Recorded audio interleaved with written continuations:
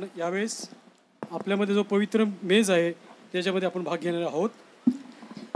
ఎవరు కూడా అయోగ్యంగా పాలు పంపులు పొందవద్దని చెప్పి దేవుడు తెలియజేస్తూ ఉన్నాడు. आणि कोणी देखील अयोग्य प्रकारे भाग घेऊ नये असं प्रभूचं म्हणणं आहे. ఒకవేళ ఆ విధంగా పాలు పంపులు పొందినట్లయితే మనకు శిక్షా విధి కలుగుతుంది అని కూడా దేవుడు తెలియజేస్తూ వచ్చాడు. तर आपल्यावरती दंड ओढवेल. యేసుక్రీస్తు ప్రభువారు తాను అప్పగింపబడినటువంటి రాత్రి ఈ రీతిగా దీన్ని ఆచరించి చూయించాడు. आणि प्रभू येशू ख्रिस्त या प्रकारे अशा प्रकारे त्यांनी केलं आहे. अशा प्रकारचं आपल्याला नित्यक्रम लावून दिला आहे. పౌలు కూడా దేవుడు అది బయలుపరుస్తూ వచ్చాడు. आणि पौलाला देखील हेच कळवत आलेलं आहे. దాన్ని మనకి పౌలు తెలియజేస్తూ వచ్చాడు. आणि प्रेषित पौलाने देखील आपल्याला कळवलं आहे. కాబట్టి ఆ బలలో మనం పాలు పంపులు పొందాలి అంటే आणि या मेजामध्ये भाग घ्यायचा असेल तर ముందుగా దేవుని వాక్యాన్ని మనం వినాలి. आणि परमेश्वराचं वचन आपण ऐकलं पाहिजे. వాక్యపు వెలుగులో మనల్ని మనం పరీక్షించుకోవాలి. आणि वचनाच्या प्रकाशामध्ये आपण आपली परीक्षा केली पाहिजे. అలాగా పరీక్షించుకొని आणि अशी परीक्षा केल्यानंतर దేవుని సన్నిధిలో మనము ఒప్పుకొని आणि परमेश्वराच्या सानिध्यामध्ये त्याची कबुली केल्यानंतर ఒకవేళ తప్పిపోయినటువంటి సందర్భాలు ఉన్నట్లయితే आणि समजा आपण कुठे चुकलं असेल तर ప్రభు వద్ద క్షమాపణ వేడుకొని आणि प्रभूकडे क्षमापण मागून आपण ప్రభు క్షమించిన తర్వాత आणि प्रभूने आपली क्षमा केल्यानंतर మనకు సమాధానాన్ని అనుగ్రహించిన తర్వాత आणि जेव्हा आपल्याला शांती मिळाली असेल तेव्हा దేవుడు ఆ యోగ్యతను మనకి ఇచ్చాడని మనం నమ్మిన తర్వాత आणि परमेश्वराच्या मेजामध्ये भाग घेण्याची योग्यता ఆ యొక్క బల్లలో మనం పాలు పంపులు పొందాలి. प्रभूने आपल्याला योग्यता दिल्यानंतर त्या मेजामध्ये आपण भाग घेतला पाहिजे. కాబట్టి మనం ముందుగా దేవుని వాక్యాన్ని ధ్యానించుకుందాం. आणि म्हणून परमेश्वराचं वचन आपण या ठिकाणी पाहूया. వాక్యపు వెలుగులో మనల్ని మనం పరీక్షించుకుందాం. आणि वचनाच्या प्रकाशामध्ये आपलं परीक्षा करूया. అసలు ఆ బల్లలో పాల్గొనే యోగ్యత మనకు ఉందా లేదా అనేది మనల్ని సరి చేసుకుందాం. आणि या मेजामध्ये भाग घेण्याची योग्यता आपल्याला आहे किंवा नाही ఒకవేళ లేకపోతే మనం ప్రభువును అడుగుదాం. आणि अशी योग्यता नसेल तर आपण प्रभूकडे ప్రభు మనకు అనుగ్రహిస్తాడు. परमेश्वर आपल्याला देऊ करेल. ఆ రీతిగా ప్రభు బలలో మనం పాలు పంపులు పొందుదాం. आणि अशा प्रकारे परमेश्वरच्या मेजामध्ये आपण भाग घेऊया. పరిశుద్ధ బైబిల్ గ్రంథము నుండి पवित्र शास्त्रातून పరమగీతము गीतरत्न 1వ అధ్యాయము गीतरत्न पहिला अध्याय 9వ వచనాన్ని అందరం కూడా కలిసి చదువుకుందాం. गीतरत्न पहिला अध्याय त्याचं 9 పరమగీతము 1వ అధ్యాయము 9వ వచనాన్ని అందరం కూడా కలిసి చదువుకుందాం. गीतरत्न पहिला अध्याय 9 वचन आपण सर्व वाचूया. నా ప్రియురాలా ఫరో యొక్క రథాశ్రమలతో నిన్ను పోల్చెదను. लेखतो. ప్రభు యొక్క సహాయం కొరకై చిన్న ప్రార్థన చేసుకుందాం. परमेश्वराच्या सहाय्यासाठी प्रार्थना करूया.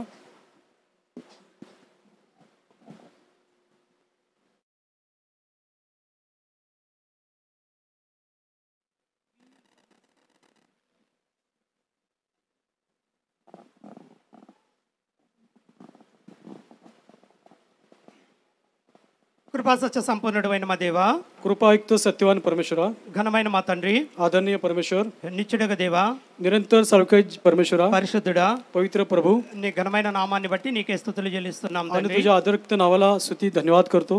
ఇంతవరకు కూడా మీరు మాకు తోడుగా ఉంటూ వచ్చారు. आणि आतापर्यंत तुमच्याबरोबर राहिलास. నీ జీవ వాక్యాన్ని మాకు అనుగ్రహించారు. आणि जीवनाचे वचन तू आम्हाला दाखवले आहेस. నీ వాక్యపు వెలుగులో నిన్ను ఆరాధించి మహింపరిచే భాగ్యాన్ని మాకు అనుగ్రహిస్తూ వచ్చారు. आणि वचनाच्या प्रकाशामध्ये तुझी आराधना स्तुती करण्याचं तू भाग्य आम्हाला देऊ केलंस. పాటలు పాడడానికి మంచి స్వరాన్ని అనుగ్రహిస్తూ వచ్చారు. आणि गीते गाण्यात चांगला स्वर तू आम्हाला देऊ केलास. పాటల ద్వారా మీరే మహిమ పొందుతూ వచ్చారని నమ్ముతూ ఉన్నాము తండ్రి. आणि गीतेद्वारे तुला तुझ्या नावाचा गौरव झाला असेल आम्ही विश्वास करतो.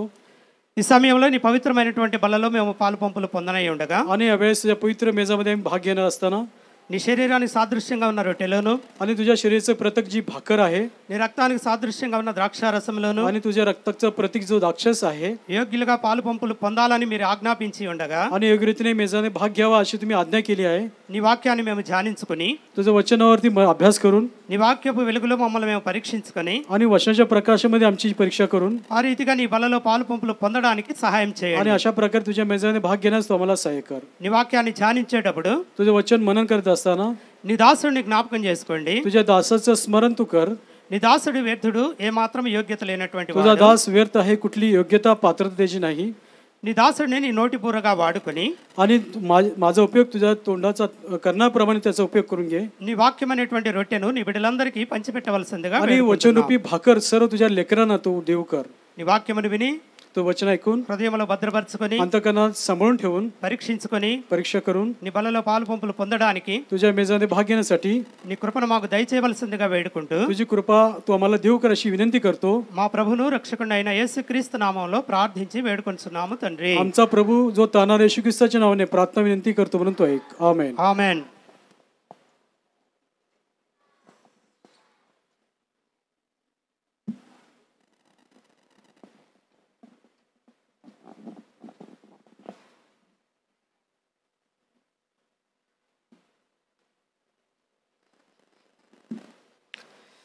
పరమగీతమును गीत रत्न సాంగ్ ఆఫ్ సలోమోన్ అంటారు. आणि सलोमनचं हे गीत आहे అంటే సలోమోను దాన్ని రాసినట్లుగా మనకు आणि తెలియజేయబడుతున్నది. सलोमोने रचलेलं हे गीत आहे.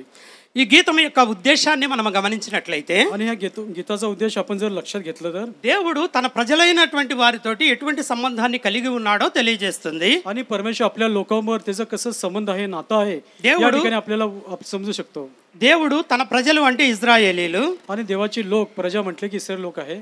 అంటే దేవునికి ఇజ్రాయేలీల మధ్య ఎటువంటి సంబంధం ఉన్నదో ఈ గీతంలో మనం తెలుసుకుంటాం. आणि परमेश्वर आणि इस्रायल लोकांमध्ये कशा प्रकारचं नातं आहे या ठिकाणी आपण समजू शकतो. అంతేకాదు కానీ आणि एवढंच नव्हे, భార్య భర్తల మధ్య ఎటువంటి సంబంధం ఉండాలో కూడా ఈ గీతం ద్వారా మనం తెలుసుకుంటాం. आणि पती पत्नीच्या मध्ये कशा प्रकारचं नातं या ठिकाणी असावं हे देखील या ठिकाणी वचनामध्ये आहे. అంతేకాదు आणि एवढंच नव्हे, ప్రేయసి ప్రియుల మధ్య ఎటువంటి బంధం ఉండాలో కూడా దీని ద్వారా మనం తెలుసుకుంటాం.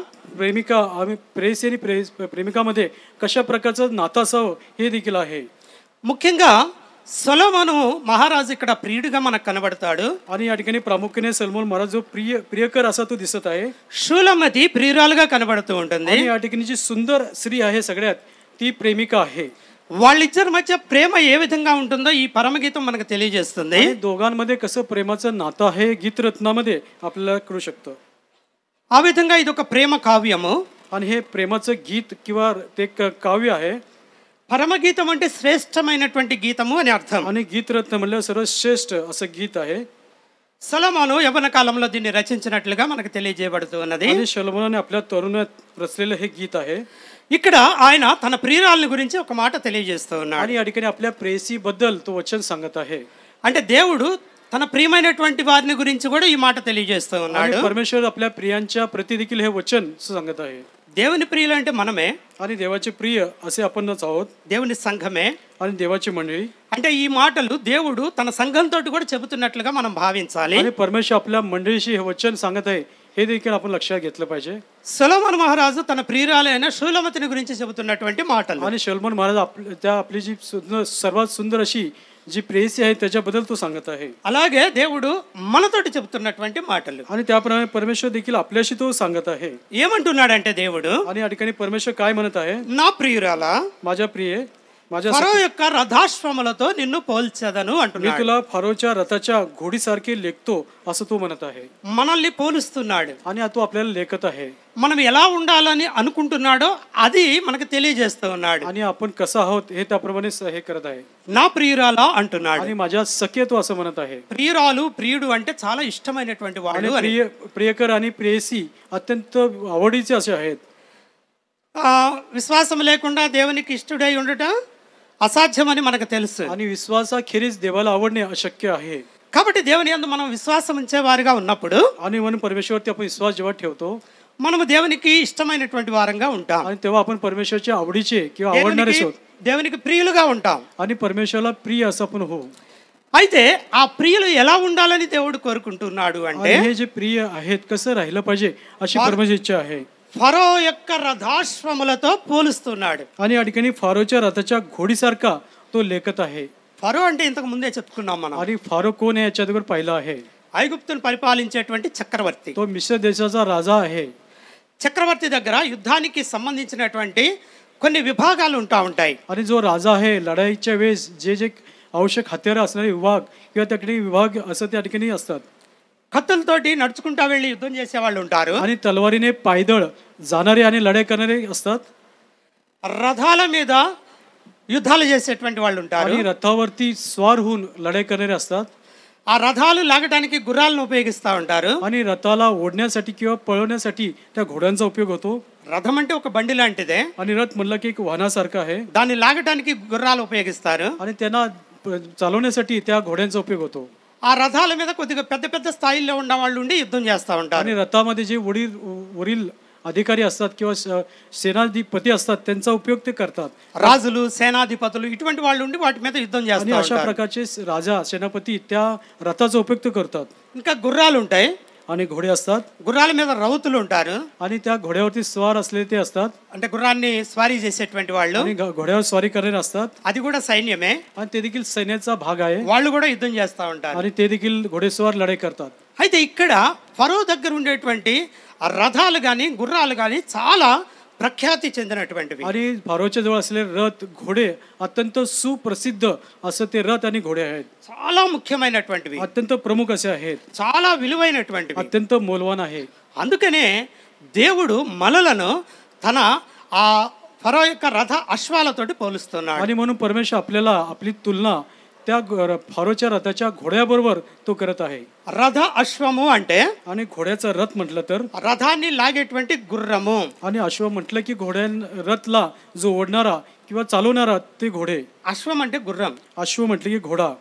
ఆ గుర్రం అనేది ఆ ఫరో దగ్గర ఉన్నటువంటిది ఎలా ఉన్నదో అలాగా మనం ఉండాలని దేవుడు ఆశపడతా आणि ते ఉన్నాడు. घोडे फारोच्या जवळ कसे प्रमाणे होते त्याप्रमाणे आपण देखील राहावं अशी प्रभूची इच्छा आहे. అంటే గుర్రాలకి కొన్ని లక్షణాలు ఉన్నాయి, आणि घोड्यांना काही गुण असतात తన సంఘం కూడా అటువంటి లక్షణాలను కలిగి ఉండాలని దేవుడు ఆశపడతా आणि अशा ఉన్నాడు. प्रकारचे गुण त्याच्या मंडळीत देखील असावे अशी परमेश्वर इच्छा आहे. సొలొమోను మహారాజు తన ప్రియురాలు ఆ విధంగా ఉండాలని ఆశపడతా ఉన్నాడు. आणि शलोमोन महाराज आपल्या त्या प्रियकर अशी असावी अशी त्याची इच्छा आहे. దేవుడు కూడా తన ప్రజలు ఆ విధంగా ఉండాలనే కోరుకుంటా आणि ఉన్నాడు. परमेश्वर देखील आपली लोक माझी लोक अशी राहावी अशी त्याची इच्छा आहे. ఏమేమి లక్షణాలు కలిగి ఉండాలి आणि काय गुण लक्षणे त्यामध्ये असले पाहिजे. అంటే మనం దేవునికి ప్రియులుగా ఉండాలి అంటే आणि परमेश्वर आपण प्रिय राहायचं असेल तर మనం ఎటువంటి లక్షణాలను కలిగి आणि ఉండాలి. आपल्यामध्ये कशा प्रकारचे गुण लक्षणे असले पाहिजे. రాజులు మొదటి గ్రంథాన్ని మనం చూసినట్లయితే आणि राजाचे पहिले पुस्तक 10వ అధ్యాయము, पहिले राजे 10वा अध्याय, రాజులు మొదటి గ్రంథము पहिले 10వ राजे అధ్యాయము राजाचे पहिले पुस्तक 10वा अध्याय. మనము గమనించినట్లయితే 28వ వచనాన్ని మనం చూసినట్లయితే पहिले राजे 10वा अध्याय त्याचं 28 वचन जर लक्षात घेतलं तर 28వ వచనం, 28. సొలొమోనుకుండు గుర్రములు ఐగుప్తులో నుండి తేబడెను. आणि शलोमोनचे घोडे मिस्र देशातून येत సొలొమోను దగ్గర గుర్రాలు ఉన్నాయంట. आणि शलोमोन महाराजाकडे घोडे आहेत. ఆ గుర్రాలు ఎక్కడి నుంచి తెచ్చారు? आणि हे घोडे कुठून आणले आहेत? ఐగుప్తుల నుంచి తెచ్చారు. मिस्र देशातून आणले आहेत. అంటే ఐగుప్తులో ఫరో గుర్రాలు ఎలా ఉంటాయో ఆ ఫరో గుర్రాలు లాంటి గుర్రాలే ఐగుప్తులోనే ఉంటాయి అవి. आणि फारोकडे जसे घोडे होते तेच मिस्र देशातील घोडे असतात. అక్కడి నుంచే సొలొమోను తన కోసం గుర్రాలను తెచ్చుకున్నాడు. आणि शलोमोनाने देखील आपल्यासाठी घोडे तिथून आणले आहेत. అటువంటి గుర్రాల్లాగా తన ప్రియురాలు ఉండాలని ఆశపడుతూ ఉన్నాడు. आणि अशा प्रकारे आपली प्रेयसी त्या घोड्याप्रमाणे असावी अशी त्याची इच्छा आहे. దేవుడు కూడా మనం అలా ఉండాలని ఆశపడుతూ आणि ఉన్నాడు. परमेश्वर देखील आपण देखील तसं राहावं अशी సరే, त्याची. ఈ గుర్రాలు ఎలా ఉన్నాయో మనం చూసినట్లయితే आणि हे घोडे कसे आहेत आपण जर पाहिलं तर 28వ వచనంలోనే మనం గమనిస్తే 28 वचनामध्ये खालच्या वचनात आहे. రాజు వర్తకులు ఒక్కొక్క గుంపునకు నియామకమైన ధర ఇచ్చి గుంపులు గుంపులుగా కొని తెప్పించిరి. आणि राजाने व्यापारी घोड्यांच्या एकेकी तांड्यास किंमत ठरवून तांडेचे तांडे घेत. సొలొమోను కొంతమంది వర్తకుల్ని తన దగ్గర ఉండేటువంటి వాళ్ళని పోయి మీరు ఐగుప్తుల నుంచి గుర్రాలను తీసుకురండి అని చెప్పి పంపించాడు. आणि सलमान राजाने आपल्याकडे असलेल्या काही लोकांना त्या मिस्र देशात जाऊन त्या घोडे विकताना त्यांना पाठवलं आहे. వాళ్ళు వెళ్ళారు అక్కడికి, आणि त्या ठिकाणी गेले आहेत గుర్రాలను కొన్నారు, आणि घोडे विकत घेतले आहे. తీసుకొస్తూ ఉన్నారు. हे घेऊन येत आहे. తీసుకొచ్చేటప్పుడు ఎలా తీసుకొస్తున్నారు అంటే आणि त्या घोड्यांना आणताना कशा प्रकारे आणत आहे. గుంపులు గుంపులుగా తీసుకొస్తూ आणि ఉన్నారు. या ठिकाणी तांड्याचे तांडे घेत आहेत. 29వ వచనంలో మనం చూస్తే आणि 29 वचनामध्ये వారు ఐగుప్తుల నుండి కొని తెచ్చిన రథం ఒక్కింటికి 600 తులముల వెండి, एकेका रथात 600 शेकेल चांदी. ఫరో తోలేటువంటి రథాలు లాంటి రథాలే తెప్పించాడు. आणि फारो ज्या रथाचा वापर करतात तसे रथ या ठिकाणी आणले आहेत. ఒక్కొక్క రథానికి 600 తులముల వెండి ఇచ్చాడు. आणि एका रथात 600 शेकेल चांदी त्या ठिकाणी दिली आहे. అంటే ఒక్కొక్క రథము వెల ఎంత అంటే 600 తులాల వెండి. आणि या ठिकाणी 600 तोळे त्या ठिकाणी चांदी असेल. त्यावेळी ఆ దినాలలో రూపాయలు ఇవి లేవు కాబట్టి వెండి బంగారములనే ఇచ్చి కొనువేవారు. आणि त्या ठिकाणची देवाण घेण्यावेळेस त्यावेळेस कुठल्या प्रकारचे रुपयाचे नाणी चलनात होते, त्यावेळेस सोने आणि चांदी हे चलनात होते. తర్వాత ఒక్కొక్క గుర్రం ఒక్కింటికి 150 తులముల వెండియు ఇచ్చిరి. आणि एकेका घोड्यास 150 शेकेल चांदी देऊन दिले. చూడండి, ఒక్కొక్క గుర్రం ఎంతంట? आणि एक एक घोड्याला किती दिलं आहे पहा. 150 తులముల వెండి. आणि 150 शेकेल चांदी दिले आहे. తులం అంటే తెలుసా మనకి? आणि शेकेल म्हटलं किंवा तोळ म्हटलं माहिती का? ఈ కాళ్ళకు పెట్టుకునేటువంటి పట్టీలు, మెళ్ళ వేసుకునేటువంటి చైన్లు ఇటువంటివి చేయిస్తూ ఉంటారు. आणि पायामध्ये घालणारे पैजण आणि गळ्यात घातलेले साखळी अशा प्रकारे. కొంతమంది ఇళ్లలో వెండి గ్లాసులు, వెండి ప్లేట్లు కూడా ఉంటాయి, భోజనం చేయడానికి వాటిని ఉపయోగిస్తూ आणि ఉంటారు. काहींच्या घरात चांदीचे ताटं ग्लास देखील असतात भोजन करण्यासाठी. నీళ్లు తాగడానికి వెండి గ్లాసుల్లో తాగే వాళ్ళు ఉన్నారు. आणि चांदीच्या ग्लासमध्ये पाणी पिणारे देखील आहेत. వెండి అంటే కొంత విలువైనటువంటిది అని. आणि चांदी म्हटलं की थोडंसं मोलवान असं ती वस्तू आहे. ఒక్కొక్క గుర్రము వేల 150 తులముల వెండి. आणि एकेका घोड्यास 150 शेकेल चांदी त्या ठिकाणी दिली आहे. మనం మామూలుగా తులం అంటే ఏమనుకుంటామంటే, आणि शेकेल म्हटलं की आपण काय विचार करतो, బంగారపు షాపులకు వెళితే आणि सोन्याच्या दुकानात गेल्यानंतर తులము అంటే 10 గ్రాములే ఇస్తాడు. आणि एक तोळं म्हटलं की 10 ग्रॅम ते देतात. एक तोळं म्हटलं की. కానీ తులం అంటే 10 గ్రాములు కాదు. आणि तोळं म्हटलं की 10 ग्रॅम नाही. ఆ దినాల్లో తులము అంటే आणि त्या काळामध्ये एक तोळं म्हटलं तर 11 గ్రాముల కంటే కొంచెం ఎక్కువ. आणि 11 ग्रॅम पेक्षा थोडंसं अधिक. 11.4 గ్రాములు యాక్చువల్ గా. आणि 11.4 त्या ठिकाणी ती असं त्या ठिकाणी त्याचं वजन असं. 150 తులములు అంటే आणि 150 शेकेल म्हटलं की तोळं म्हटलं तर 1710 గ్రాములు. आणि 1707 ग्रॅम ते आहे. ఒక కిలో మీద 700 గ్రాములు అన్నమాట. आणि एका किलोवरती 700 ग्रॅम. అంత వెండి ఇస్తే ఒక గుర్రం వస్తుంది. आणि तेवढे चांदी दिल्यानंतर एक घोडा त्या ठिकाणी येतो ఆ దినాల్లోనే. त्या काळामध्ये. మరి ఈ దినాల్లో దాని ఎంత ఉంటుందో చూడండి. आणि आता ह्या काळामध्ये किती त्याची किंमत असेल तुम्ही लक्षात घ्या. ఆ రీతిగా అంత ధరని ఆ ధర పెట్టి వాళ్ళు గుర్రాలను తీసుకుని వచ్చారు. आणि एवढी मोठी रक्कम देऊन ते घोडे आणत आहेत. ఒక్కొక్క గుర్రము వెల చాలా విలువైనటువంటిది. आणि एका घोड्याची किंमत अत्यंत मौल्यवान आहे. ఎందుకంత విలువగా ఉన్నది? आणि हा घोडा मौल्यवान काय आहे? ఎందుకని సొలొమోన్ అక్కడి నుంచి తెప్పించుకున్నాడు? आणि शलोमोने तिकडून घोडे का मागवले आहेत? ఎందుకని ఆ గుర్రాలే కావాలనుకున్నాడు? तेच घोडे पाहिजे असे त्यांनी आशा का बाळगली आहे? ఎందుకని తన ప్రియురాలు ఆ గుర్రంలాగా ఉండాలి అని आणि అనుకుంటున్నాడు? त्याची प्रेयसी त्या घोड्यांप्रमाणे असावी अशी आशा त्यांनी का बाळगली आहे? ఎందుకు దేవుని సంఘము ఆ రీతిగా ఉండాలని आणि కోరుకుంటున్నాడు? का परमेश्वराने त्याची मंडळी देखील त्या घोड्यांसारखी असावी अशी आशा का बाळगली? అంటే మనము ఆ గుర్రంలాగా ఉండాలని దేవుడు ఎందుకు కోరుకుంటున్నాడు? आणि त्या घोड्याप्रमाणे आपण असावं असं परमेश्वराची इच्छा का होती? కొన్ని లక్షణాలను మనం చూసినట్లయితే आणि काही गुण जर पाहिले तर ఇక్కడే మనం ఒక మాటను చూస్తాము. आणि या ठिकाणी वचन पाहू शकतो. రాజులు మొదటి గ్రంథము 10వ అధ్యాయము 28వ వచనంలో, आणि पहिले राजे 10:28 वचनामध्ये ఈ గుర్రాలన్నింటినీ కూడా వాళ్ళు ఎలా తెచ్చారంట? आणि हा सर्व घोड्यांना कशा प्रकारे त्या ठिकाणी आणला आहे? గుంపులు గుంపులుగా తెచ్చారు. आणि या ठिकाणी तांडेचे तांडे ते आणले आहेत. గుర్రం అనేది ఒక్కటిగా ఉండదు. आणि घोडा म्हटलं की एक घोडा नसतो. గుర్రాలు ఎప్పుడు కూడా గుంపులు గుంపులుగానే ఉంటాయి. आणि घोडे नेहमी समूहामध्ये एकत्र असतात. మందలు మందలుగానే ఉంటాయి. आणि एकदम अगदी कळपाचे कळप त्या ठिकाणी घोड्यांचं असतं. గుర్రాలలో ఐకమత్యం అనేది చాలా ఎక్కువగా ఉంటుంది. आणि त्याच्यामध्ये एकता खूप अधिक प्रमाणात असते. ఆ ఐకమత్యం మనలో కూడా ఉండాలని దేవుడు आणि కోరుకుంటున్నాడు. एकता आपल्यामध्ये देखील असावी अशी त्या परमेश्वराची इच्छा आहे. అదే కీర్తనల గ్రంథంలో దేవుడు తెలియజేస్తూ ఉన్నాడు. आणि स्तोत्र संहितामध्ये परमेश्वर आपल्याला कळवत आहे. 133వ కీర్తన आणि 133 स्तोत्र संहिता మొదటి వచనాన్ని మనం చూస్తే, स्तोत्र संहिता 133 पहिलं वचन जर पाहिलं तर, సహోదరులు ఐక్యత కలిగి నివసించుటే ఎంత మేలు, ఎంత మనోహరము. आणि या ठिकाणी पहा, बंधूने एकाने एकत्र राहणे किती चांगले व मनोरम आहे. దేవుడు మనల్ని ఎన్నుకున్నప్పుడు आणि परमेश्वर आपली निवड केल्यानंतर దేవుని యొక్క ఉద్దేశం ఏంటంటే, आणि परमेश्वरची काय इच्छा आहे, उद्देश आहे? మనము ఐక్యత కలిగి ఉండాలి అని. आणि आपण ऐक्याने राहावे ही त्याची इच्छा आहे. సహోదరులందరం కూడా ఏకముగా ఉండాలి అని. आणि सर्व बंधूने ऐक्याने राहणे हे त्याची इच्छा आहे. విడివిడిగా ఎవరితోటి కలవకుండా ఒంటరిగా ఉండకూడదు అని. आणि कोणी एकटे राहू नये, एकट्याने जीवन जगू नये असं त्यांची इच्छा आहे. దేవుని బిడ్డలతోటి సహవాసము కలిగి ఉండాలి అని. आणि परमेश्वरच्या मुलांबरोबर आपली सहभागिता मैत्री असावी. ఇలా ఆ గుర్రాలు ఉంటూ ఉన్నాయి గనక, आणि अशा प्रकारचे ते घोडे त्यांचा गुण असा होता. మనము కూడా అలా ఉండాలని దేవుడు ఆశపడతా आणि ఉన్నాడు. आपण देखील असं राहावं त्या परमेश्वराची इच्छा आहे. సంఘముగా మనం అందరం కూడా కలిసి ఉండాలి అనేది దేవుని యొక్క ఉద్దేశం. आणि मंडळी यातून आपण सर्व ऐक्याने एकत्र राहणे ही परमेश्वराची इच्छा आहे. రెండవదిగా మనం చూసినప్పుడు, आणि दुसरं जर पाहिलं तर, గుర్రాలు అనేటువంటివి చాలా చురుకుగా ఉంటాయి. आणि घोडे जे अत्यंत हुशार असे असतात, చాలా యాక్టివ్గా ఉంటాయి. आणि अत्यंत तरबेज चपळ असे असतात. మనము కూడా యాక్టివ్గా ఉండాలి అనేది దేవుని యొక్క आणि ఉద్దేశం. आपण देखील चपळ आणि तरबेज असावं अशी त्या प्रभूची इच्छा आहे. మరీ ముఖ్యంగా ఐగుప్తు యొక్క గుర్రాలు చాలా చురుగ్గా ఉంటాయి. आणि मिसर देशातील घोडे अत्यंत तरबेज आणि चपळ असतात. మనము కూడా అలా ఉండాలి. आणि आपण देखील असं असलं पाहिजे. అందుకే దేవుడు మనకు తెలియజేస్తున్నటువంటి మాట, आणि म्हणून परमेश्वर आपल्याला काय वचन देऊ सांगतो. సామెతల గ్రంథాన్ని మనం చూసినట్లయితే आणि नीतिसूत्रे जर पाहिली तर 12వ అధ్యాయము 27వ వచనంలో, नीतिसूत्रे 12:27 वचन, 12వ అధ్యాయము 7వ వచనాన్ని మనం చదివిన 27వ వచనం క్షమించండి 27 नीति सूत्रे 12వ అధ్యాయము 27వ వచనం नीति सूत्रे 12:27 वचन సోమరి వేటాడినను పట్టుకున్నాడు చురుకుగా నుండుట గొప్ప భాగ్యము. आळस हा आपली शिकार धरीत नाही पण उद्योग या मनुष्याने मोलवान धन आहे.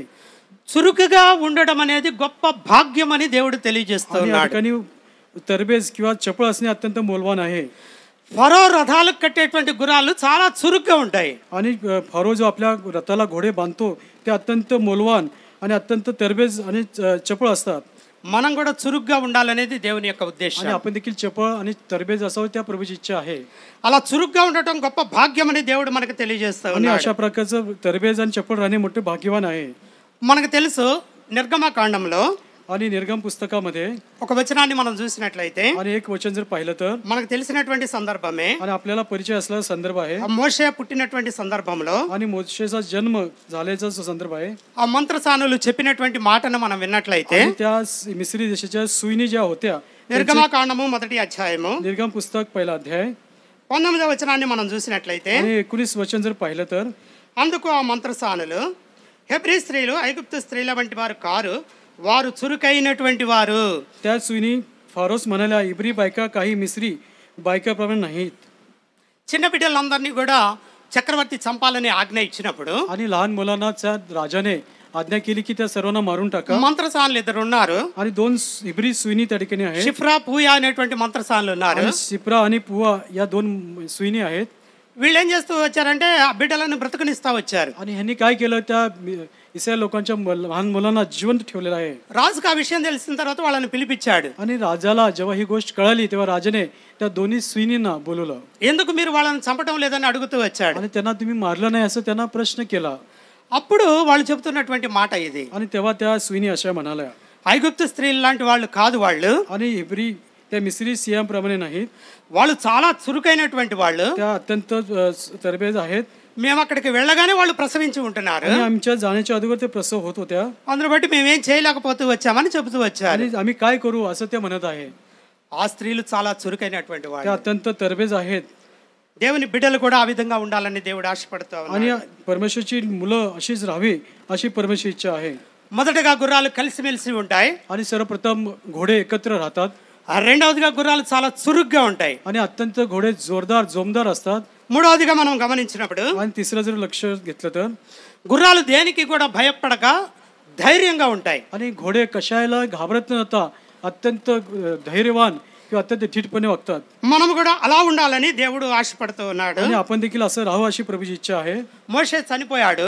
मोशे जेव्हा त्याचा मृत्यू झाला ఇజ్రాయేలీలందరినీ కూడా యెహోషువ నడిపించాలి. आणि इस्रायल लोकांना योशाने आता चालवलं पाहिजे. కానాను దేశానికి నడిపించాలి. आणि कनान देशामध्ये चालवलं पाहिजे. మరి ఇంతమందిని నేను నడిపించగలనా లేదని చాలా భయపడుతూ ఉన్నాడు. आणि तेव्हा तो घाबरला एवढ्या लोकांना मी चालू शकेल. అయితే దేవుడు ఏం చేస్తూ వచ్చాడంటే परमेश्वराने काय केलं आहे బలపరుస్తూ వచ్చాడు. आणि त्याला बल दिलेलं आहे. ధైర్యపరుస్తూ వచ్చాడు. आणि त्याला धीर दिलेला आहे. నా బిడ్డలైనటువంటి మీరు ఇలా ఉండాలి అని చెబుతూ వచ్చాడు. आणि माझी मुलं तुम्ही आहात असं तुम्ही राहिलं पाहिजे. యెహోషువ గ్రంథాన్ని మనం చూసినట్లయితే आणि यहोशुआचं पुस्तक जर पाहिलं तर आपण మొదటి అధ్యాయము यहोशुआचं पुस्तक पहिला अध्याय 9వ వచనములో 9 वचनामध्ये దేవుడు తెలియజేస్తున్నటువంటి మాట आणि या ठिकाणी परमेश्वर आपल्याला काय सांगत आहे నేను నీకు ఆజ్ఞ ఇచ్చి ఉన్నాను కదా అంటున్నాడు. मी तुला आज्ञा केली आहे ना. దేవుడు మనకు ఒక ఆజ్ఞ ఇస్తూ వచ్చాడు. आणि परमेश्वर आपल्याला एक आज्ञा केली आहे. ఏమిటి అంటే ఆ ఆజ్ఞ काय आज्ञा आहे నిబ్బరము కలిగి ధైర్యముగా ఉండాలి. आणि खंबीर हो हिम्मत धर. మనం ఎప్పుడు కూడా ధైర్యంగా ఉండాలి. आणि नेहमी आपण हिम्मत నిబ్బరము కలిగి ఉండాలి. आणि खंबीर आणि हिम्मत धरली पाहिजे. దిగులు పడకూడదు. आणि घाबरू नये జడియకూడదు. आणि कचरू नये. ఎందుకంటే कारण నీవు నడుచు మార్గం అంతట్లో నీ దేవుడైన యెహోవా నీకు తోడై ఉన్నాడు అని తెలియజేస్తూ आणि వచ్చాడు. कारण तू जाशील तिकडे तुझा देव परमेश्वर तुझ्याबरोबर असेल. ఆ రీతిగా దేవుడు మనకి మన మార్గం అంతట్లో కూడా తోడుగా ఉంటాడు. आणि अशा प्रकारे परमेश्वर आपल्या सर्व मार्गामध्ये तो आपल्या కాబట్టి बरोबर మనం राहणार. ఏమాత్రం కూడా భయపడే వాళ్ళంగా ఉండకూడదు. आणि म्हणून आपण कुठल्या प्रकारे घाबरू नये. నిబ్బరము కోల్పోయేటువంటి వారంగా आणि आपण ఉండకూడదు. कधी कचरू नये. దిగులు పడేటువంటి వాళ్ళంగా आणि ఉండకూడదు. कुठल्या गोष्टीची काळजी करू नये. జడిసేటువంటి వాళ్ళంగా आणि ఉండకూడదు. कचरू नये.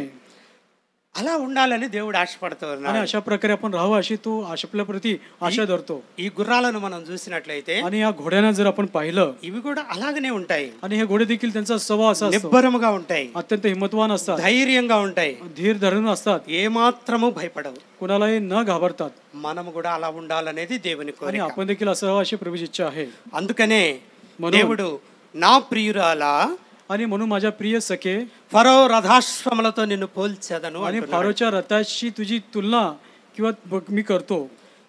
మరొక మాటను మనం చూసినట్లయితే आणि अजून जर वचन पाहिलं तर ఈ గుర్రాలు అనేటువంటివి చూసినట్లయితే आणि घोडे कसे आहेत त्याचा गुण पाहिलं तर చాలా వేగంగా పరిగెత్తుతాయి. ते अत्यंत वेगाने धावत असतात ఆ వేగంగా పరిగెత్తేటువంటి గుణాన్ని అవి కలిగి ఉంటాయి. आणि वेगाने धावण्याचा गुण त्या घोड्यांच्या अंगी असतो. ఏదైనా పని చెప్పినప్పుడు మరి మనం ఎలా ఉన్నాం? आणि एखादं काम आपल्याला सांगितलं तर आपण कसं वागतो? ఆ పనిని మనము త్వరగా ముగించేటువంటి వారంగా ఉన్నామా आणि లేదా? दिलेलं काम लगेच आटपून करणारे आपण असतो का?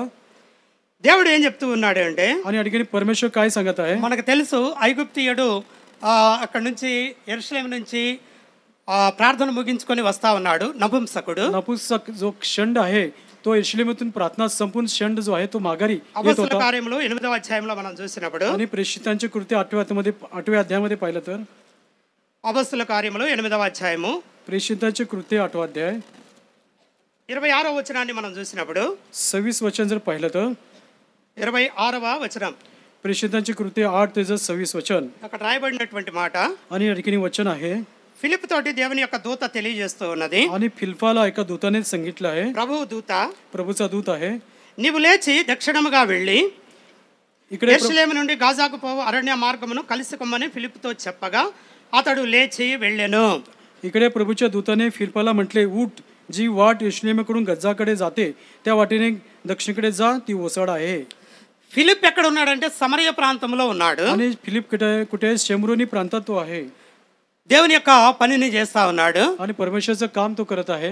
దేవుని దూత ప్రత్యక్షమైంది. आणि परमेश्वराचा दूत त्याला प्रकट झाला యెరూషలేము వెళ్ళాలి అంది. आणि यెरూशलेमला जायचं आहे. యెరూషలేము నుంచి గాజాకు పోయేటువంటి దారిలోకి వెళ్ళాలని आणि చెప్పింది. यెरూशलेम पासून गज्जाकडे जाणारा जो वाट आहे त्या वाटेत तू जा. సమరయ ప్రాంతం నుండి యెరూషలేముకి आणि शेमरोनापासून यెరూషलेमला దాదాపు 1100 కిలోమీటర్లు, आणि 1100 किलोमीटर त्या भागाचं अंतर आहे. 1100 కిలోమీటర్ల దూరాన్ని అతను ప్రయాణిస్తూ వచ్చాడు. आणि 1100 किलोमीटर मध्ये तो त्याचा प्रवास तो करत आला. మరి ఆ దినాల్లో ఈ దినాల్లాగా ప్రయాణ వాహనాలు ఏవి లేవు. आणि त्या काळामध्ये या काळामध्ये जसे आहेत प्रवास करण्याचे जे साहित्य आहे त्या काळामध्ये ते साहित्य नव्हते. యెరూషలేము నుంచి గాజాకు పోయే దారి కనుక్కో, అక్కడికి వెళ్ళమన్నాడు. आणि यెరూషलेमापासून गज्जाकडे जाणारा मार्ग तू शोध. అక్కడి నుంచి దాదాపు 100 కిలోమీటర్లు ఉంది. आणि तिथून 100 किलोमीटर आहे.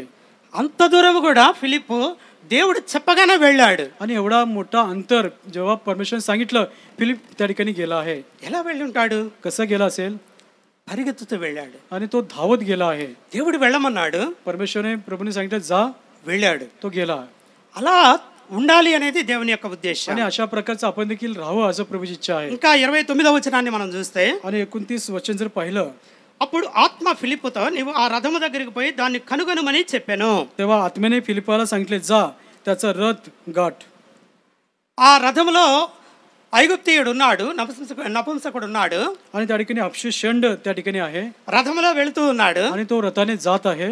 ఇంతకు ముందే మనం చెప్పుకున్నాము, ఆ ఫరో రథాలకు ఉండేటువంటి అశ్వాలు చాలా వేగంగా आणि పరిగెత్తుతాయని. याच्या अगोदर सांगितलं फारोच्या रथाला जे घोडे असतात अत्यंत वेगवान ते घोडे धावत असतात. దేవుడు దూత ఏం చెప్పాడంటే ఫిలిప్ తోటి నువ్వు వెళ్ళి ఆ రథాన్ని కలుసుకోమన్నాడు. आणि देवाच्या दूताने प्रभूच्या दूताने सांगितलं जा, त्या रथाला तू गाठ असं त्याला सांगितलं आहे. ఆ రథం వేగంగా వెళుతుంది, आणि रथ वेगाने धावत आहे. గుర్రాలు వేగంగా పరిగెత్తుతూ ఉన్నాయి. आणि घोडे वेगाने धावत आहे. ఫిలిప్ ఏమన్నా ఆ గాజాకు పోయేటువంటి ఆ మార్గం దగ్గర నిలబడి ఉన్నాడు. आणि फिलिप तो गजाच्या मार्गाकडे थांबलेला आहे. ఇదిగో ఈ మార్గంలోనే ఆ రథం వెళ్ళింది, आणि पहा याच मार्गाने तो रथ गेलेला आहे. నువ్వు వెళ్ళి ఆ రథాన్ని కలుసుకోమని చెప్పాడు. आणि जाऊन त्या रथाला तू गाठ असं म्हटलेलं आहे. 30వ వచనంలో మనం చూస్తే 30 वर्षामध्ये जर पाहिलं, ఫిలిప్ దగ్గరకు పరిగెత్తుకొని పోయి ఫిలిప్ దగ్గరకు పరిగెత్తుకొని పోయాడంట. आणि फिलिप धावत गेला.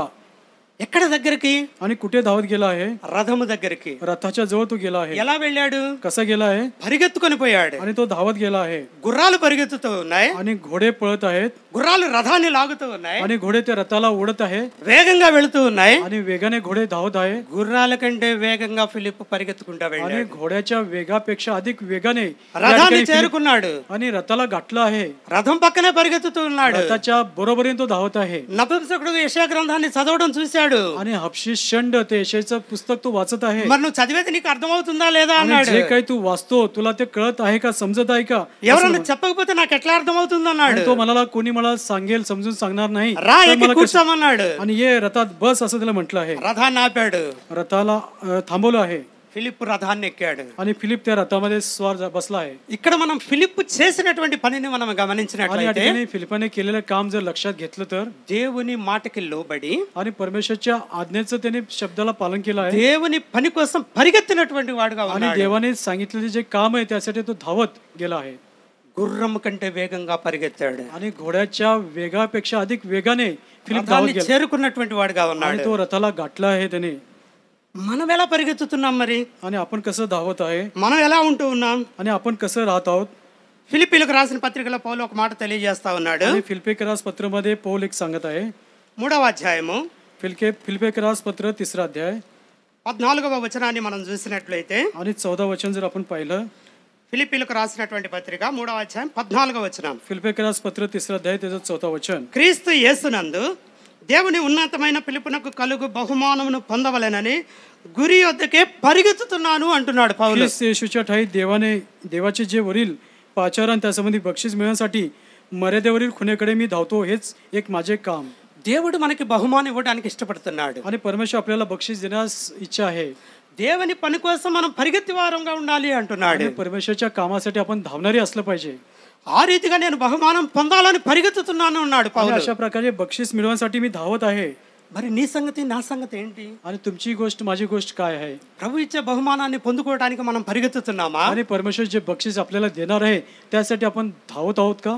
అయితే దేవుడు తన ప్రజలు పరిగెత్తేవారుగా ఉండాలని आणि म्हणून కోరుకుంటున్నాడు. परमेश्वरची मुलं लेकरं धावणारे असलं पाहिजे अशी प्रभूची इच्छा आहे. అందుకనే ఫరో రథాశ్వాలతోటి మనల్ని పోలుస్తా ఉన్నాడు. आणि म्हणून फारोच्या रथाच्या घोड्याबरोबर आपली तो तुलना करत आहे. మనము వేగంగా పరిగెత్తేటువంటి వారంగా ఉండాలని आणि దేవుడు आपण ఆశపడతా वेगाने ఉన్నాడు. धावणारे असलं पाहिजे अशी परमेश्वरची आशा आहे. మరొక మాటను మనం గమనించినట్లయితే, आणि अजून एक वचन जर पाहिलं तर ఆ గుర్రాలు అనేటువంటివి తమ యజమానులకు చాలా నమ్మకంగా ఉంటాయి. आणि हे घोडे जे आपले मालक आहेत त्यांच्या प्रती अत्यंत विश्वासूपणा त्या घोड्यांच्या ठाई असतो. ఎవరైతే తమ యజమాని ఉంటాడో आणि कोण मालक असतात ఆ యజమాని తమ మీద ఎక్కినప్పుడు आणि जेव्हा तो मालक त्यांच्यावरती स्वार झाल्यानंतर తను ఎటు వెళ్ళమంటే అటు వెళ్తా ఉంటాయి. आणि कुठल्या मार्गाने जावं जेव्हा तो आज्ञा करतो तसं ते जातात. వేగంగా వెళ్ళమంటే వేగంగా వెళతాయి. आणि वेगाने धाव म्हटले की वेगाने धावतात. చిన్నగా వెళ్ళమంటే చిన్నగా వెళతాయి. आणि हळुवारपणे चाल म्हटले की ते घोडे चालतात. ఆగమంటే ఆగుతాయి. थांबा म्हणले की थांबतात. ఎంతో నమ్మకంగా ఉంటాయి. अत्यंत विश्वासूपणा त्यांच्यामध्ये असतो. తన యజమాని ఎప్పుడు కూడా విడిచిపెట్టవు. त्यांच्या मालकाला ते कधी सोडत नाही. धन्यवाद. అటువంటివిగా ఆ గుర్రాలు తన లక్షణాన్ని కలిగి ఉంటాయి. आणि अशा प्रकारे लक्षण गुण त्या घोड्यामध्ये आहे. దేవుడు కూడా మనల్ని అలా ఉండాలని కోరుకుంటున్నాడు. आणि परमेश्वर देखील आपण असं राहावं त्याची इच्छा, अशी इच्छा तो बाळगतो. మత్తయి సువార్తలో మనం చూసినట్లయితే आणि मत्तय शुभवर्तमान मध्ये आपण जर पाहिलं तर 25వ అధ్యాయంలో मत्तय शुभवर्तमान 25वा अध्याय మనకు ఒక ఉపమానము తెలుసు. त्या ठिकाणी एक दाखला आहे. ఒక యజమాని కొన్ని తలాంతులు తన వాళ్ళకి ఇచ్చి వెళతాడు. आणि या ठिकाणी काही तो मालक काही रुपये त्या आपल्या दासांना तो देत आहेत. ఆ తలాంతులు మళ్ళీ వచ్చిన తర్వాత లెక్క అడుగుతాడు. आणि जेव्हा तो पुन्हा येतो त्याचा हिशोब तो मालक किंवा तो धनी घेतो.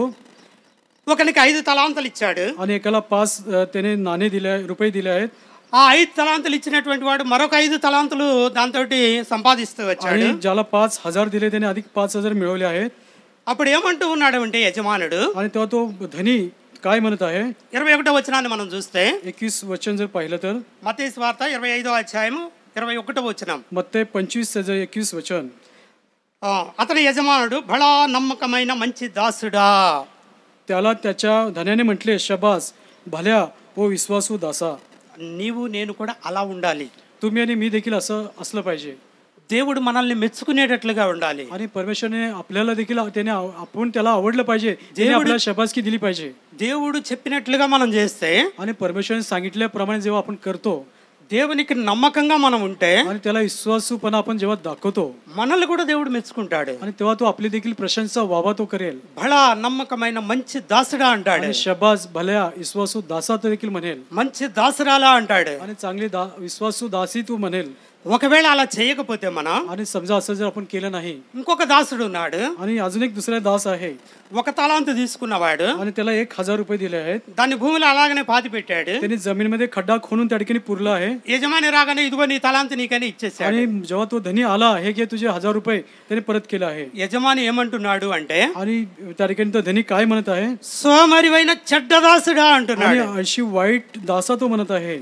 మనం ఆ మాటను మనం చూసినట్లయితే आणि आपण जर हे वचन पाहिलं तर 26వ వచనంలో మనం గమనిస్తే आणि त्या ठिकाणी मत्ते 25:26 मध्ये पाहिलं तर అందుకు అతని యజమానుడు వానిని చూచి तेव्हा त्याच्या धन्याने त्याला उत्तर दिले, సోమరివైన చెడ్డ దాసుడా అంటున్నాడు. अरे दुष्ट व अशी दासा, దేవుని పని చెప్పినట్టు చేయకుండా परमेश्वर सांगितली कामं जर केली नाहीत तर దేవునికి నమ్మకమైనటువంటి వారముగా ఉండకుండా आणि परमेश्वराला विश्वासूपणा जर दाखवला नाही ఎప్పుడైతే మనం సోమరులుగా ఉంటామో आणि जेव्हा आपण आळशी असू దేవుడు అంటున్నటువంటి మాట आणि या ठिकाणी परमेश्वर स्वतः काय म्हणत आहे? సోమరివైన చెడ్డ దాసుడా अरे అంటున్నాడు. दुष्ट व आळशी दासा त्या ठिकाणी म्हणत आहे.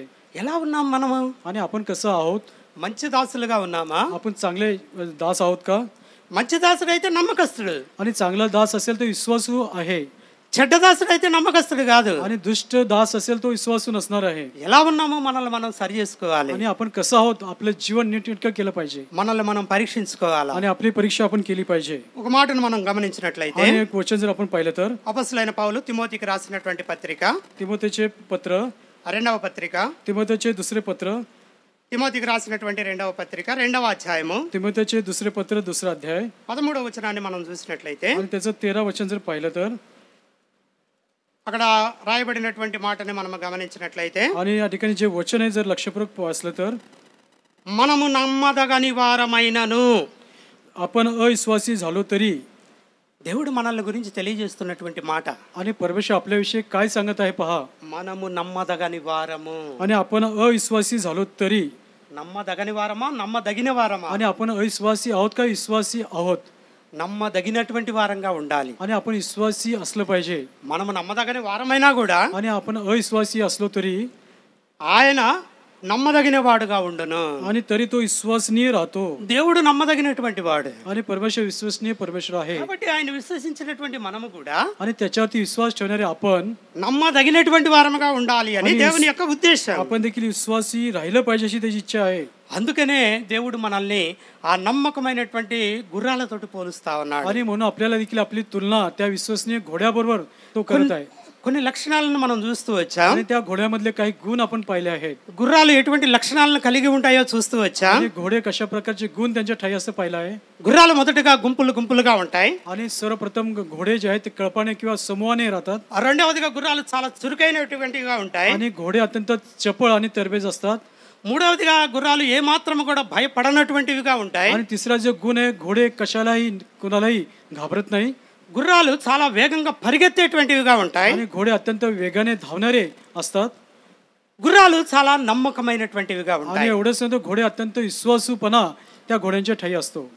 మరొక మాటను కూడా మనం आणि గమనించినట్లయితే अजून त्याच्यामध्ये जर गुण लक्षात घेतला तर యుద్ధంలో ఈ గుర్రాల మీద రౌతులు నిలబడి యుద్ధం చేసేటప్పుడు आणि त्या लढाईच्या वेळेस या ठिकाणी जे वीर असतात त्या रथावरती उभे राहून लढाई करत असतात. మళ్ళీ ఒకసారి మనము రాజుల మొదటి గ్రంథానికి వెళదాం. आणि पुन्हा आपण पहिले राजे पुस्तकामध्ये आपण जाऊया. 10వ అధ్యాయము पहिले राजे 10वा अध्याय, రాజులు మొదటి గ్రంథము 10వ అధ్యాయము पहिले राजे 10वा अध्याय 26వ వచనాన్ని మనం చూసినట్లయితే पहिले राजे 10 त्याचं 26 वचन जर पाहिलं అక్కడ మనం గమనించినటువంటి మాట आणि त्या ठिकाणी वचन आपण वाचलं आहे. మరియు సొలొమోను రథములకు రౌతులను సమకూర్చెను. అతడు 1400 రథములను 12,000 రౌతులను గలవాడై ఉండెను. आणि शलोमोने रथ राऊत त्याचा संग्रह केला. त्याच्यापाशी 1400 रथ 12,000 राऊत झाले. 12,000 మంది రౌతులు ఉన్నారు అంటే 12,000 గుర్రాలు ఉన్నాయి ఆయన దగ్గర. आणि या ठिकाणी 12,000 राऊत आहेत. याचा अर्थ त्या ठिकाणी 12,000 घोडे देखील आहेत. రౌత్ అంటే గుర్రాన్ని నడిపేవాడని చెప్పుకున్నాం ఇంతకు ముందే. घोडे चालवणारे त्यांना राऊत असं म्हणतात. అంటే 12,000 మంది ఉన్నారు. आणि 12,000 आहेत. వీళ్ళందరూ కూడా యుద్ధంలో పాల్గొనేటువంటి వాళ్ళే. आणि या सर्वांनी लढाईत भाग घेणारे ही लोक आहेत. వీళ్ళందరూ గుర్రాలతోటి యుద్ధంలో యుద్ధం చేసేటువంటి వారు. आणि या घोड्यावरती बसून लढाई करणारे हे वीर आहेत. అయితే వాళ్ళు యుద్ధానికి గుర్రాలను తీసుకువెళ్ళినప్పుడు आणि जेव्हा घोडे त्या लढाईस घेऊन गेल्यानंतर ఈ గుర్రాలు యుద్ధములో చావడానికైనా సిద్ధంగా ఉంటాయి కానీ శత్రువులను చూసి వెనక్కి రావు. आणि हे घोडे त्या लढाईमध्ये मरण्यास देखील तयार असतात, परंतु शत्रूंना पाहून मागे फिरणारे असे ते घोडे नाहीत.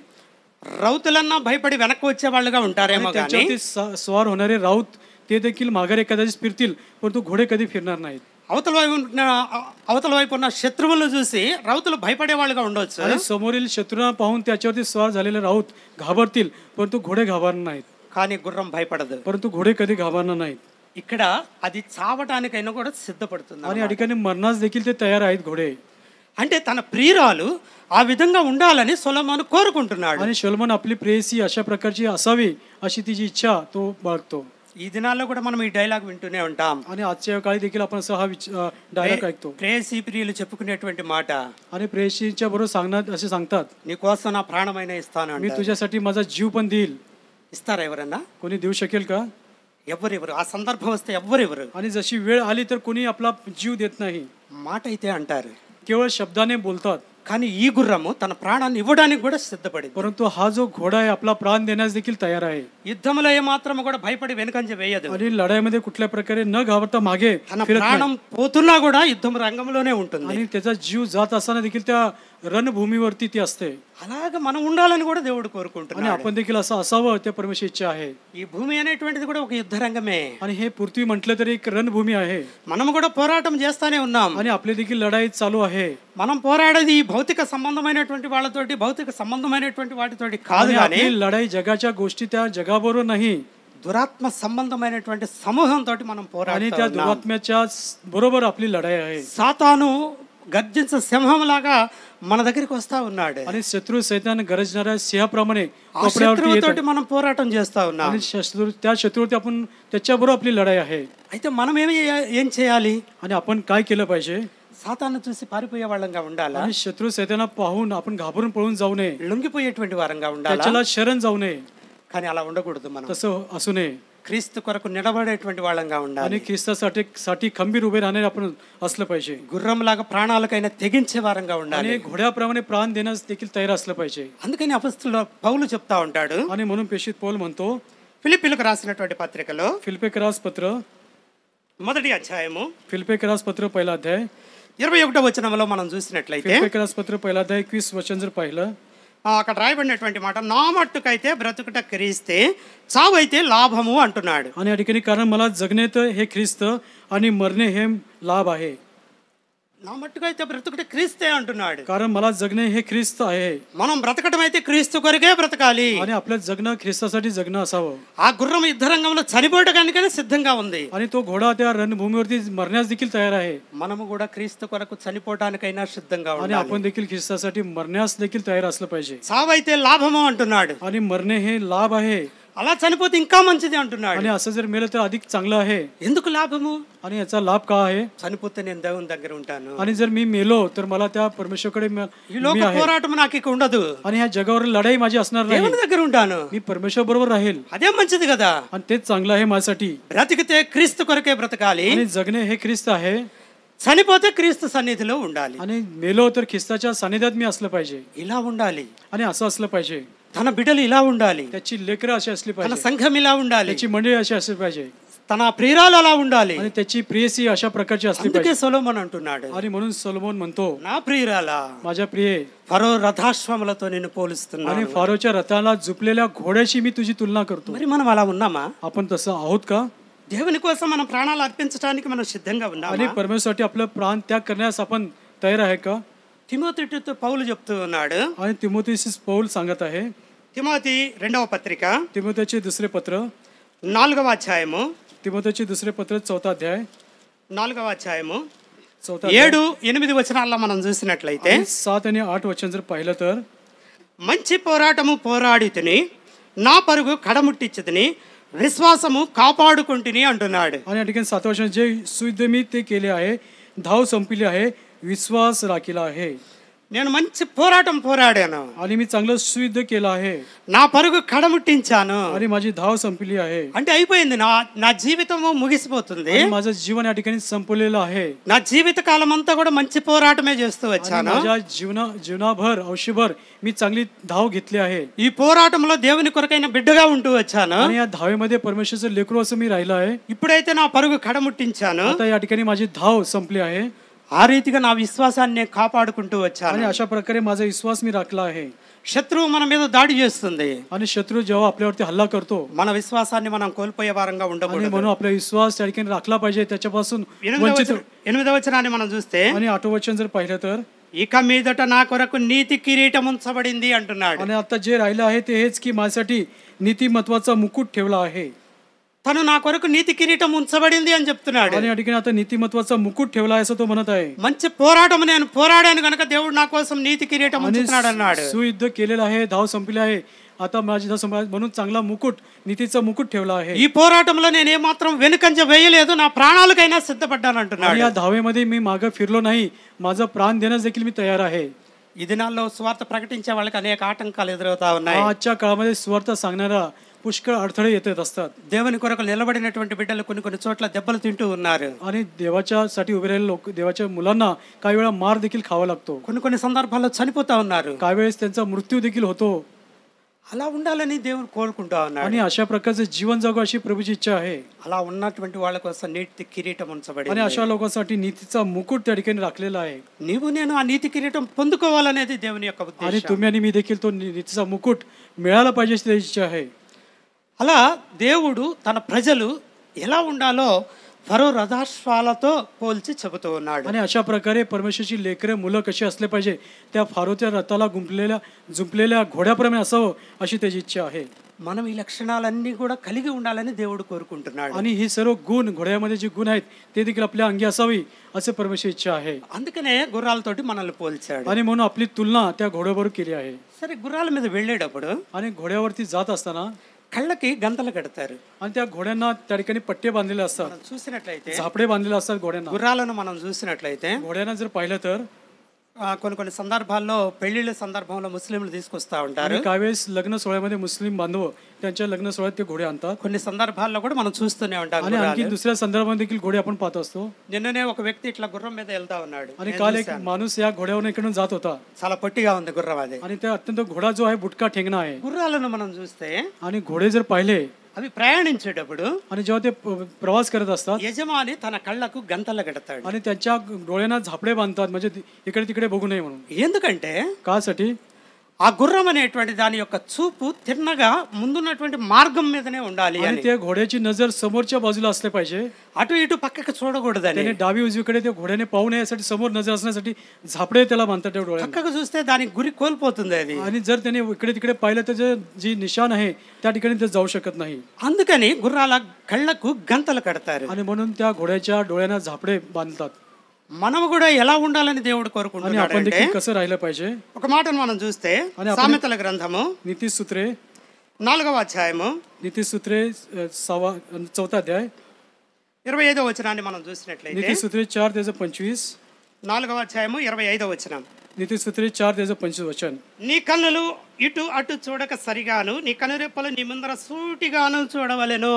आणि तू तुझे डोळे नीट पुढे पाहोत, तुझ्या पापण्या तुझ्या पुढे सरळ राहोत.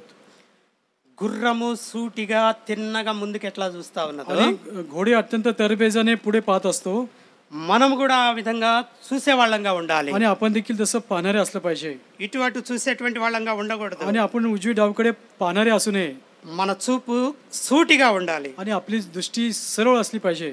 అయితే చాలా మంది చూసినటువంటి చూపులు మనకు తెలుసు. आणि पुष्कळ लोकांची दृष्टी बघण्याचा दृष्टिकोन బైబిల్ कसा గ్రంథంలో మనం చూసినప్పుడు पवित्र शास्त्र जर पाहिलं, దావీదు బెత్షెబాను చూశాడు, दाविदाने बत्शेबेला पाहिलं आहे, ఆశతోటి చూశాడు. त्याने आशेच्या नजरेने पाहिलेलं आहे.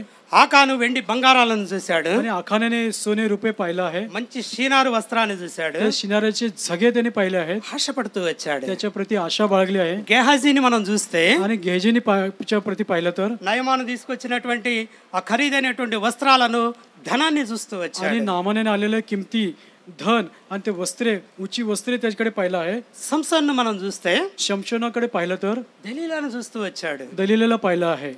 ఈ చూపులన్నింటి వల్ల వాళ్ళందరూ చాలా నష్టపోయినటువంటి వాళ్ళు. आणि त्यांचा जो वाईट दृष्टिकोन जो बघण्याचा वाईट दृष्टिकोन त्याच्या जरी पुष्कळ नुकसान त्यांचं झालं आहे. అందుకే మన చూపు సూటిగా ఉండాలి. आणि म्हणून आपलं दृष्टी तरबेज चांगलं असावं.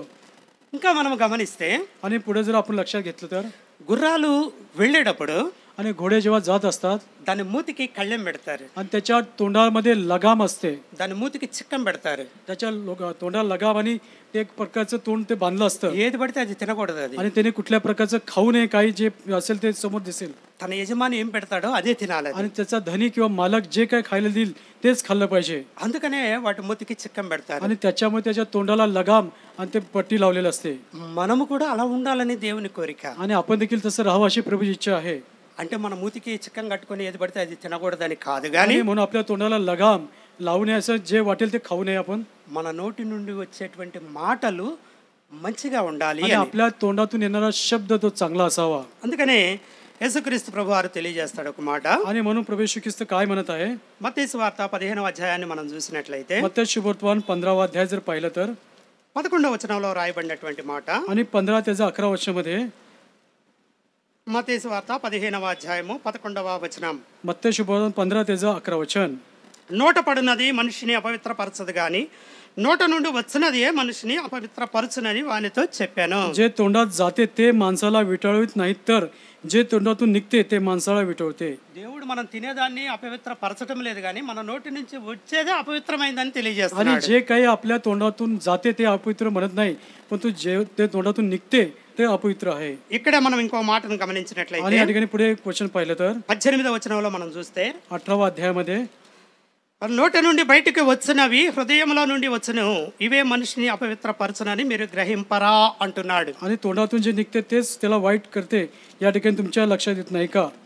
కాబట్టి మనం మాట్లాడేటప్పుడు మన మాటలు ఏ విధంగా ఉన్నాయి, आणि आपण जेव्हा बोलतो आपलं शब्द बोलणं कसं आहे, మన నోటికి చిక్కం ఉన్నట్లుగా మనం మాట్లాడాలి. आणि आपल्या तोंडाला लगाम लावल्यासारखं आपण చిక్కం ఏం చేస్తుందంటే ఫిల్టర్ చేస్తుంది. आणि ते लगाम किंवा ती पट्टी जी असते त्या ठिकाणी ते पिशवी लावलेली असते तोंडाला, त्याच्याद्वारे ती शुद्धीकरण करत असते. ఇప్పుడు కూడా చాలా మంది మాస్కులు పెట్టుకుంటున్నారు. आणि पुष्कळ लोक आता देखील मास्क वापरतात, ఎందుకంటే మాస్క్ ఫిల్టర్ చేస్తుంది. कारण मास्क जे शुद्ध करते బయట ఉన్నటువంటి దుమ్ము ధూళిని మన ముక్కులోనికి పోనివ్వదు. आणि बाहेरच्या ज्या अशुद्ध गोष्टी आहेत, धूळ कण त्या नाकात जाऊन देत नाही. ఇంకా కరోనా వైరస్ అప్పుడు వైరస్ ను కూడా లోపలికి రానియకుండా చేస్తుంది. आणि करोनाच्या काळामध्ये तो व्हायरस आपल्या मध्ये येऊ नये म्हणून त्याचा उपयोग होत होता.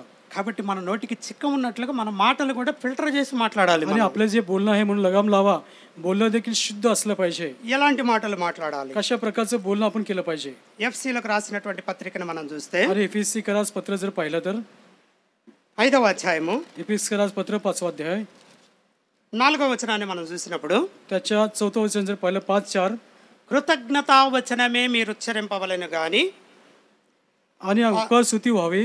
అక్కడ ఇంకా మన నోటి నుంచి కృతజ్ఞతా వచనమే రావాలంట, మంచి మాటలే రావాలి. అవతల వాళ్ళకి శుభాన్ని కలిగించే మాటలే మనం మాట్లాడాలి. आणि उपकार स्तुती आपल्या तोंडून चांगलं, समोरच्या व्यक्तीच्या प्रति चांगले शब्द आपल्या तोंडातून निघले पाहिजे. మన నోటికి చిక్కం ఉన్నట్లయితే, आणि आपल्या तोंडाला जर लगाम असेल, ఆ చిక్కం మన మాటలను ఫిల్టర్ చేస్తున్నట్లయితే, ती पिशवी आपल्या तोंडात असेल तर ते आपल्याला शुद्ध करेल. ఇటువంటి మాటలు మన నోట రాకూడదు. आणि अशा प्रकारचे शब्द आपल्या तोंडी येऊ नये. ఏ మాటలవి? ते काय आहेत? బూతులైనను, आणि अमंगळ भाषा गोष्टी, टवाळी సరసోక్తులైనను आणि टवाळी ఉచ్చరింపకూడదు, ఇవి మీకు తగవు అంటున్నాడు तसेच దేవుడు. अमंगळ भाषा गोष्टी, टवाळी यांचाही उच्चार न हो, ती उचित नाहीत. ఇవి మనకు తగని మాటలు. आणि हे आपल्याला उचित नाही. కృతజ్ఞత మాటలే పలకాలి. आणि उपकार स्तुती आपण करावी. అలా పలకాలి అంటే మన మూతికి చిక్కం ఉండాలి. आणि असं असेल तर आपल्या तोंडी लगाम, ती पिशवी लावली पाहिजे. గుర్రాలకు ఆ విధంగా చిక్కం ఉంటుంది. आणि अशा प्रकारे लगाम पिशवी त्याच्या तोंडाला घोड्यांना असते. మూతికి కళ్ళెం ఉంటుంది. आणि लगाम देखील त्याच्या तोंडाला असते. కళ్ళకు గంతలు ఉంటాయి. आणि त्यांच्या डोळ्यांना झापडे असतात.